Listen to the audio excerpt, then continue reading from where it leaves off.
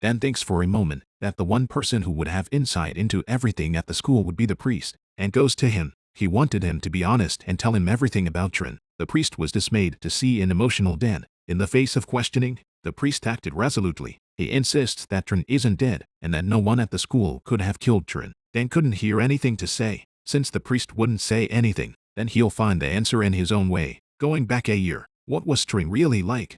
He was a very opinionated man who dared to challenge authority. Faced with an unjust school system, he was the first to jump in for reform. He has a great gift of gab and great leadership skills. Many students, who supported his ideas, even voted him to be the student president. The priest didn't object to Trin being student president. He just cautioned Trin to think twice before doing anything, and that he must consider the consequences. Dan and pals, attending the first official event of the drama club. Everyone was preparing for the play. Dan casually picks up a piggyback mask, reminding the drama club teacher of the deceased. Once upon a time, Trin wore this mask. Drama teacher's memory box opens. Trin told him he loved acting. When immersed in the role, he forgets he's sick and doesn't want to take his medication anymore. The teacher came back to his senses and the class looked at him in frustration. They then whispered behind their backs that the teacher was particularly close to Trin at the time. The teacher must be touchy now. Just as the drama teacher announced the dismissal, Nai looks up and realizes that Trin is actually following his teacher. Afraid that something might happen to the teacher, Nai hoped and followed.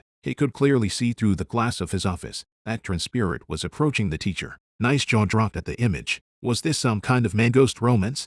Dan reacts in time and pulls Nai away. He's afraid that Nai will get dragged into this and get stuck with Trin as well, and tells Nai to leave it alone so he can't handle it himself.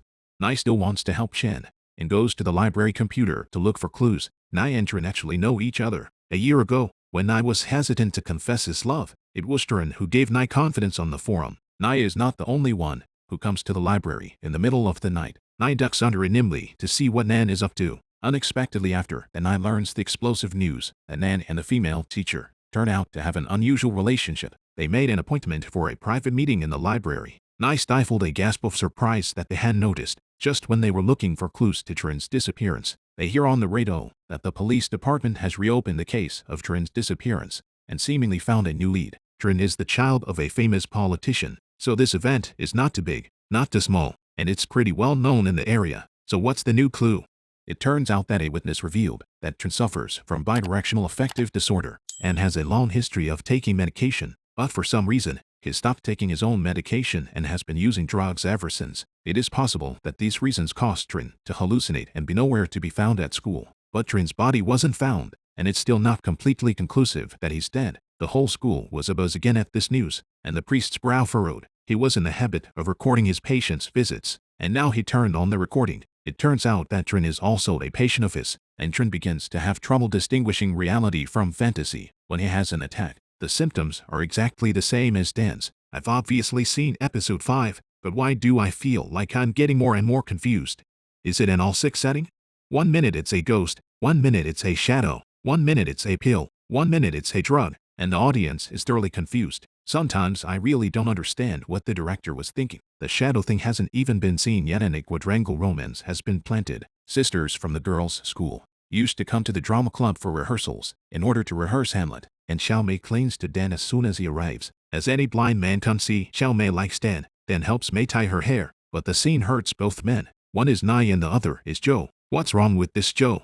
It turns out that after these few encounters, he grew to like Mei. At night, Joe asked Dan to go to the grove to smoke a joint, and after having a good time, Joe spilled his guts. He asks Dan if he likes Mei, and Dan immediately responds that Joe was originally crushing on Mei. He laughed and said he only thought of Mei as a friend. Nothing like that. Joe's hand in heart drops, and asks Dan to help his brother set up a match. Dan agreed with alacrity, and asked Joe where he got the marijuana and smoked the whole thing to relax. Joe said a senior gave it to him. I heard from my senior that there is a witch doctor in the forest who can't help with mental illness. He might be able to help Dan with his trouble sleeping. Dan thinks it's bullshit, laugh it off. Dan, who went back to his room after smoking, fell asleep for a second, possibly as a side effect of the marijuana. He began to have wet dreams. In the dream he just lies down and lets the shadow sit up and move on its own. After waking from his dream, Dan moved his muscles and his eyes flicked up to his body. He didn't know what to expect until he saw it. There were rat scratches all over his body, as if that yesterday was not a dream,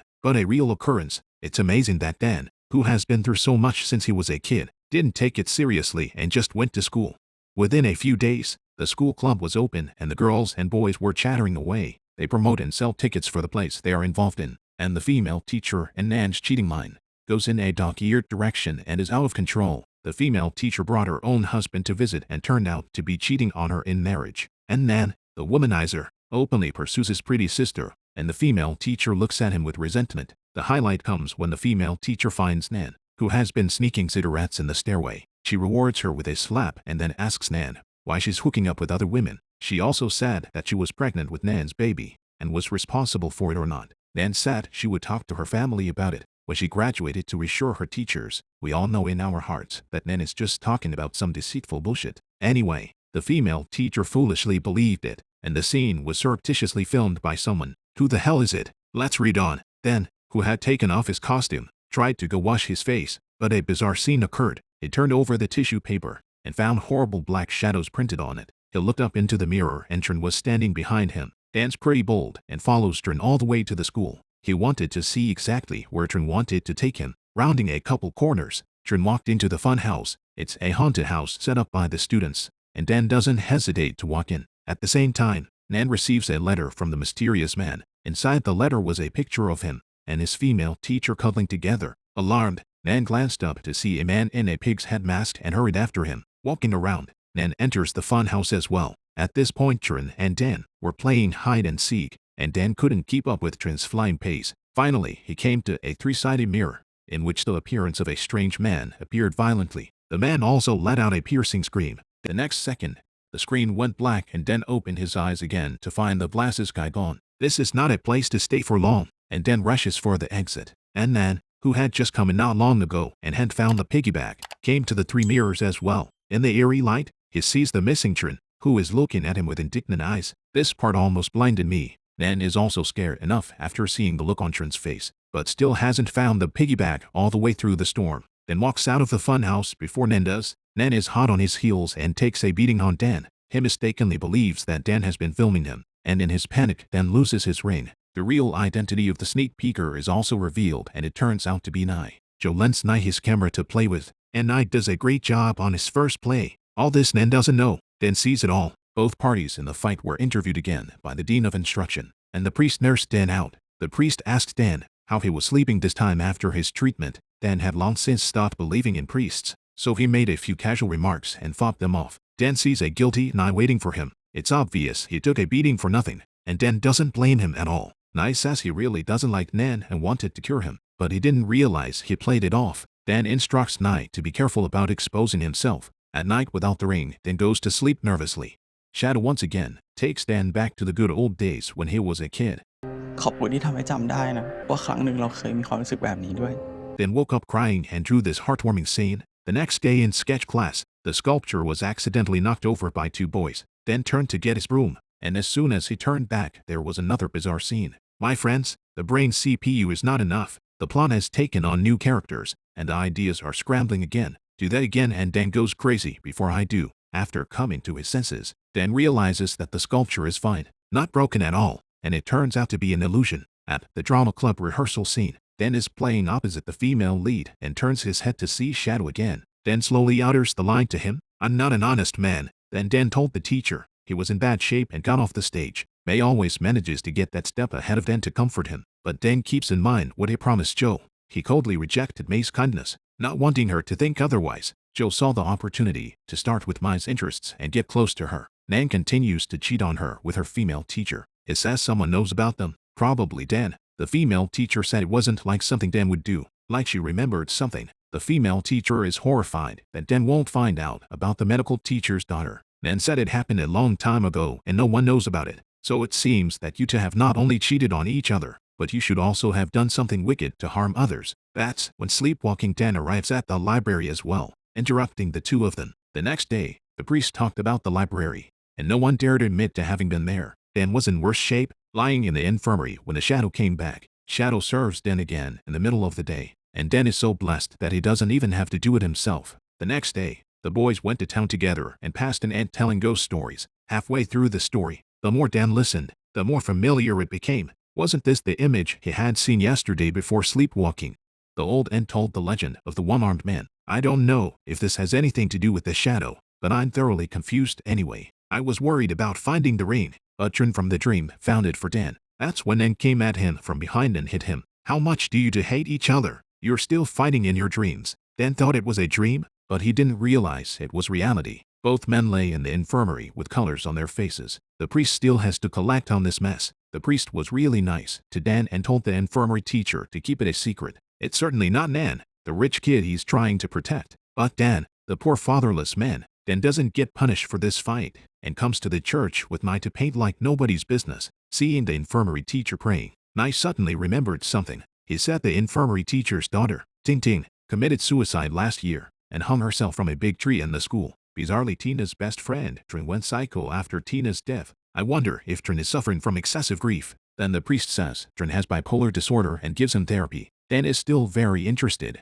in knowing the truth about Trin's disappearance. Since the priest treated Trin, there must be a record of the treatment, so he asked Joe and I to help him by sneaking Trin's treatment notes on camera. Trin's notes state that he and Dan had the same dream. He dreamed of a one-armed man who killed many people, including his best friend. In context, the best friend could be Tina. In the middle of the day, the threesome is chatting in the school hallway when Dan suddenly sees a girl's back. How can there be girls in a boys' school? With curiosity, Dan followed. Coincidentally, he came right under the tree where Tina had hung herself. After that, weird things happen. Seeing this debunks all my previous suspicions about Dan. Turns out there really are ghosts. That previous was not a hallucination created by Dan's insanity. This school is an actual haunted college. Joe would have been just as half-hearted as I was. He sees Dan flying in midair and realizes that this has been paranormal. Dan almost got choked to death by Tina's ghost. Ghosts have been able to lay hands on Dan with impunity. So what will the ghosts do to Dan next time? Dan can even think for himself. And I remembered at the critical moment that he still had a tape. When he stole the Trin file the other day, he took a little side trip and put it in his bag. The guys got together to listen to the recording. Trin told the priest on tape that he saw many people die in the school. Good friend Ting Ting is also hanging from a tree. There is always someone present when these events occur, and that person is the one-armed man. Dan's eyes widened as he heard this and brought out his drawing book. He had always listened to the priest and recorded the images in his dreams. Miraculously, the fantasy that Trin saw was exactly the same as Dan saw. Dan's guess at this point is the same as Trin's. The one-armed man must be a killer. He's committed countless murders and the priest ironically knows him. The priest has been harboring this criminal all along. Dan has a vague feeling that the one-armed man is the key to uncovering the truth about Trin's disappearance. So he took his sketchbook and tried the priest. The priest is horrified to see the painting. He has seen Dan's painting earlier. It was a statue with a broken arm, and the art teacher was praising Dan's talent all the time. But the priest only felt chills all over his body. Just like now, upon seeing the priest's frightened appearance, his purpose was accomplished. The priest definitely hid something from him. But after walking away, the priest recalls the therapy session with Trin. Sometime last year, Trin cut his hand in the bathroom, but he wasn't trying to kill himself. He tells the priest that he sees a lot of ghosts at school, and Trin scares the ghosts away by mutilating himself. I don't know if the ghost was scared off or not, but the priest thought Trin was completely crazy anyway. Even if the whole world thought Trin was crazy, Trin wouldn't care. The only thing he cares about is that he has a crush on the drama club teacher. The teacher had an appointment with him in the confessional. Since Trin's confession letter was made public, the teacher and him can meet in public to avoid suspicion. Trin asked the teacher if she also thought she was crazy and thought she was seeing things as hallucinations. The teacher says there's no way he can trust Trin 100 unless Trin comes up with proof. Afterward, everyone will know how much Trin paid for this evidence.